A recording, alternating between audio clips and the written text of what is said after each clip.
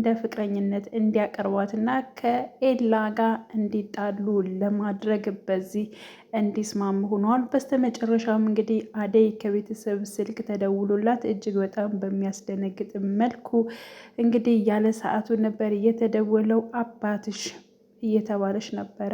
የአደይ አባት ምን ሆኑ? እንድትመጣ አዘዙ ወይንስ ደግሞ አረፉ የሚለውን እጅግ በጣም የሚያስደነግጥ ነው መጨረሻው። ሰላም ጤና ይስጥልኝ የቻናሌ ተከታታዮቼ ቤተሰቦቼ፣ በያላችሁበት ሰላማችሁ ይብዛ። ለቤቴ አዲስ ይሆናችሁ የደውል ምልክቱን በመጫን ቤተሰብ ይሁኑ። ነባር ቤተሰቦቼም አብራችሁ ስላላችሁ ስለምታበረታቱኝ አመሰግናለሁ። እንዲሁም ደግሞ ቪዲዮን ስጀምሩት በላይክ ጀምሩ። እንግዲህ አደይ ተወዳጁ ድራማ በክፍል 53 ዛሬ ከች ብለዋል። እጅግ በጣም የሚያጓጓ ድራማ ነው። አብዛኛውን እንግዲህ ጭቅጭቅና በጣም ሲበዛ ደግሞ ጥፊ በየጊዜው 3 ጥፊ 2 ጥፊ አይጠፋውም። እንግዲህ ይህ በጣም እንግዲህ አስተማሪም እንዲሁም ደግሞ በጣም ትዕግስትም ብዙ ነገሮችን የምንማርበት ድራማ ነው በነገራችን ላይ እና እያንዳንዱ የራሱ የሆነ ነገር አለው። ራስ ወዳድነት አለ፣ ለሰውም ብሎ ደግሞ ብዙ ይቅርታ የሚያደርግም አለ። ብቻ ግን ራስን የማስከበርም ያለው ነገር ብቻ ሁሉም በየአይነት ያለው ድራማ ነው በነገራችን ላይ ማለት ነው። ባለፈው ፓርት ላይ እንግዲህ ናኦል ስልክ እያወራ እያለ በሩ ተንኳክቶ ደንግጦ ባለበት ሰዓት ነበር ፓርቱ ያለቀው።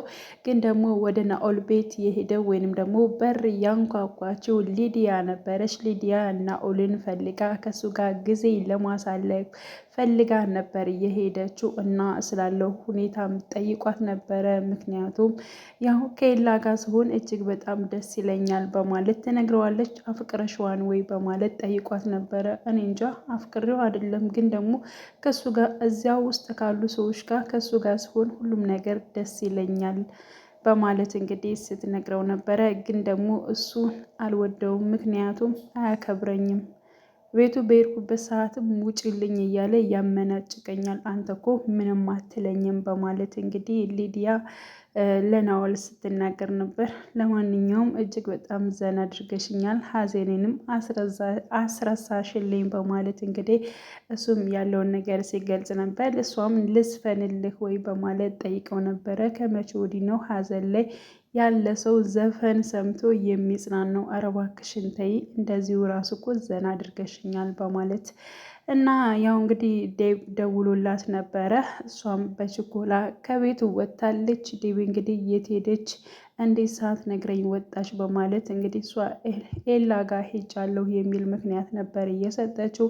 ግን ደግሞ ኤላ ጋር እንዳልሄደች አስቀድማ ለምለም መታ ስለነበር ለምለም ነግረው ነበረ። እንግዲህ ኤላ ጋር ደግሞ እንግዲህ ቤዛ ሄዳ ነበረ።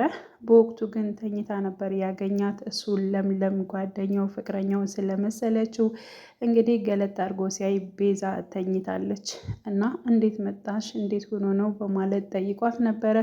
እሷም እዚህ አንተን ፈልጌ ጨንቆኝ መጥቼ ነበረ፣ ግን ደግሞ በወቅቱ ለምለም ነበረች። እኔ ስመጣ እሷ ወደ አደይ ጋ ሄደች ቤት ጠብቂ ብላኝ፣ ከዛ ብቻዬን ሲደክመኝ እንቅልፍ ወሰደኝ በማለት ትመልስለታለች። እና ምንድን ነው ያስጨንቅሽ ነገር በማለት እንግዲህ ኤላ ጠይቋት ነበረ።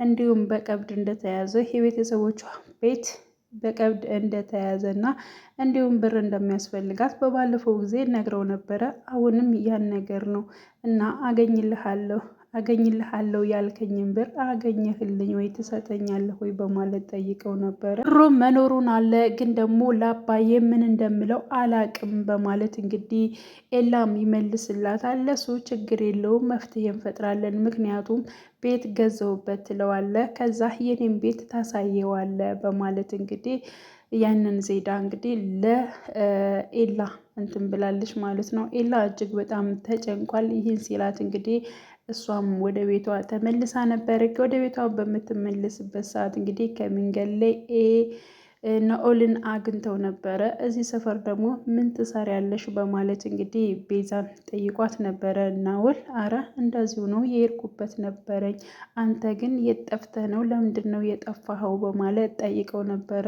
አይ እንደዚሁ ዝም ብዬ ነው። ሊዲያና እንዲሁም ደግሞ አደይ እንዴት ናቸው? እነሱ ልጆች እንድትንከባከቢ እፈልጋለሁ። ካለዚያ ግን ከኔ ጋር የሰራሽውን ነገር ሁሉ ለባርኮቴ ነው የምነግረው። እንዳልነግረው የምፈልጌ ከሆነ ግን አደይንና ሊዲያን ምንም ነገር እንድታረጊያቸውም አልፈልግም። የሆነ ተንኮል ነገርም እንድታስቤ አልፈልግም። እንዲሁም ፍቅር ከነሱ ጋር ተንኮል ብታስብም እንድጠብቂያቸው እፈልጋለሁኝ። ስለዚህ ሁለታቸውን የሆነ ነገር እንዳይደርስባቸው ከጎናቸው እንድትሆኝ እፈልጋለሁ። ካለዚያ ግን ከኔ ጋር ከዚህ በፊት ስትሰሪያቸው የነበሩ ነገሮችን ለባርኮቴ ለፍቅረኛሽ ነው የምነግረው በማለት ማን ነው ፍቅረኛ ባርኮቴ ነው እንዴ በማለት እሷም እንግዲህ እንትን ብላለች። ብቻ ግን የኔ ሰው ነው በማለት እና ኤላ ጋር ምን ትሰሪያለሽ አንቺ? ኤላማ በእጄ አልሆነም ለጊዜው በማለት እና እሱን በእጄ ለማስገባት እየጣርኩ ነው፣ ግን ደግሞ ይህን ነገር እንድታግዘኝ እፈልጋለሁ በማለት እንግዲህ ትጠይቀዋለች። እና እንዴት አርጌ ነው የማግዝሽ በማለት እንግዲህ እሱም ለምለም ጋር በፍቅር እንድትቀጥሉና አብራችሁ እንድትሆኑ እፈልጋለሁ። ያ ማለት ደግሞ እኔ ኤላ ካሆንኩኝ ማለት ነው። ሁለታቸው ሲጣሉ እኔ እሱን ማግኘት እችላለሁ ማለት ነው። ስለዚህ በዚህ እንስማማ፣ ግን ደግሞ ይህን ነገር አድርጌልሽ አንቺ ለኔ ምን ታድርግልኛለሽ በማለት ጠይቋት ነበረ። እሱን እኔ ወደፊት እነግርሃለሁ በማለት እንግዲህ ተስማምተዋል። እሱም እሺ ብሏታል። ግን ደግሞ ምን ፈልጋ ነው? ኤላንስ ምን ልታደርገው ፈልጋ ነው በማለት ሲጠረጥር ነበረ። ይህን ከተባባሉ በኋላ ተለያይተዋል። ግን ደግሞ በቃሉ እሺ ተባብለዋል። እንዲሁም ደግሞ እንግዲህ ፍቅርና እንዲሁም ለምለም ተያይዘዋል። እንግዲህ ለምለም ፍቅር ሁሉን ሰው ነው እንትን ማለት እንትን የምትለው ማለት ነው። በጣም ከሁሉም ሰው ጋር ትባላለች። ራስ ወዳድ፣ ከማንም ጋር የማትግባባ ፍቅር ነች። እና ለምን መጣሽ? ምን ትሰሪያለሽ? ከዚህ ቤት አንቺ አታስፈልጊም። ከዚህ በኋላ እዚህ ቤት እንድትመጭም ሆነ እንድትሰሪ አንፈልግም። የራሷ አሮባት የሰውን ታማስላለች በማለት እንግዲህ የተለያዩ ቃላቶችን ስትናገር ነበር። እዚህ ሆነሽ ከምትርመጠመጭ ቤዛ እኮ ኤላን ልታገኘው ሄዳለሽ፣ የራሽን ነገር ብትይዥና ብታበስ ይሻልሻል በማለት ለለምለም ስትናገራት ነበር። ለምለምም እንግዲህ አርፈሽ ዝም በይ፣ አፍሽን ዝጊ፣ እኔ እዚህ የመጣሁት አንቺን ፈልጌ መቼም ወይም አንቺን አፍቅሬ አይደለም፣ ለምለም አደይን ፈልጌ ነው የመጣሁት በማለት ትመልስላታለች። እንግዲህ እንደዛ እንዳለች ከክላስ ትወጣለች።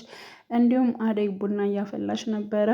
ቡና በምታፈላበት ሰዓትም ለፍቅር ጋር ተጣልተው ስለነበረ መቀመጥን ያልፈለገችው ለምለምም እኔ ቡና አልጠጣም መሄድ እፈልጋለሁ በማለት ትሄዳለች። እንዲሁም ደግሞ ቤዛ ከኤላ ጋር እንደሄደች እንግዲህ ያው ዴብም ያውቃል ማለት ነው። ምክንያቱም ነግረዋለች ፍቅር ያው ኤላን እኮ ቤዛ ትወደዋለች በማለት እሷ ሁሉን ሰውንም ባርኮቴንም ትወደዋለች፣ እንዲሁም ደግሞ ናኦልን 3 ሰው ትወዳለች፣ አንተንም ብታገኝ አትለቅህም በማለት እንግዲህ ስትናገር ነበር። ዴብም እጅግ በጣም በንግግሯ ግራ የተጋባ ይመስለኛል። እንዲሁም በስተመጨረሻም እንግዲህ አደይ ዴብን አሳምነዋለች። ምክንያቱም ናኦልን መጠየቅ እንዳሉበትና መጽናናት እንዳለባቸው እንግዲህ ከለምለም ጋር አውርተው ተነጋግረው ነበረ። ለምለምም ደስ ይለናል ሄደን ብንጠይቀው ደስ ይለኛል በማለት አዎ በጣም የሚያሳዝን ልጅ ነው፣ እናቱንም ፍቅሩም ነው ያጣው። ስለዚህ ቢቻል ድንኳን ጥሎ ሀዘኑን ይወጣ ነበር፣ ግን ደግሞ ማንም የለውም። እኛ የምናውቀው ደግሞ ልንረዳው ይገባል፣ ሄደህ ልናጽናናው ይገባል ብለው እንግዲህ ከለምለም ጋር የተወያዩትን ወደ ዴብ አምታ ጠይቀው ነበር። እንዲሁም ደግሞ አስፈቅዳ ነበር። ዴብም እንደዚህ ለእኛ ክፋት ከሰራብን ሰው ጋር እንዴት እንደዚህ ትያለሽ በማለት እንግዲህ አደይን ተናግሯት ነበረ። ግን ደግሞ በጣም ምስኪን ልጅ እኮ ነው፣ አንተ እንደምታስበው አይደለም፣ እኛ ልንገርህ ብዬ ነው እንጂ ወስነናል በማለት በቃ እሺ ችግር የለውም አንቺ ካልሽ እንሄዳለን በማለት እንግዲህ እሺ ብሏታል።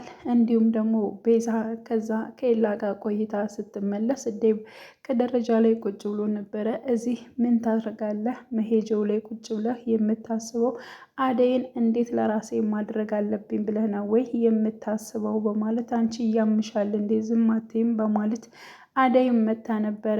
አንቺ ግን ሁለት ሰው ለራስሽ ለማድረግ ባርኮቴና ዴብን ለራስሽ ለማድረግ እንዴት ነው እጥረት የምታደርጊ? የሆንሽ ነገር ነሽ እያለች ብዙ ቃላቶችን ስትናገር ነበረ። ግን ደግሞ ዴብን በጣም ተናዶ ስለነበር እጁን አንስቶ ቤዛን በጥፊ ብሏታል። እንግዲህ ጥፊ በጣም የሚበዛው ፊሎ በነገራችን ላይ ባርኮቴ ያለው ነገር ትዝ አለኝ።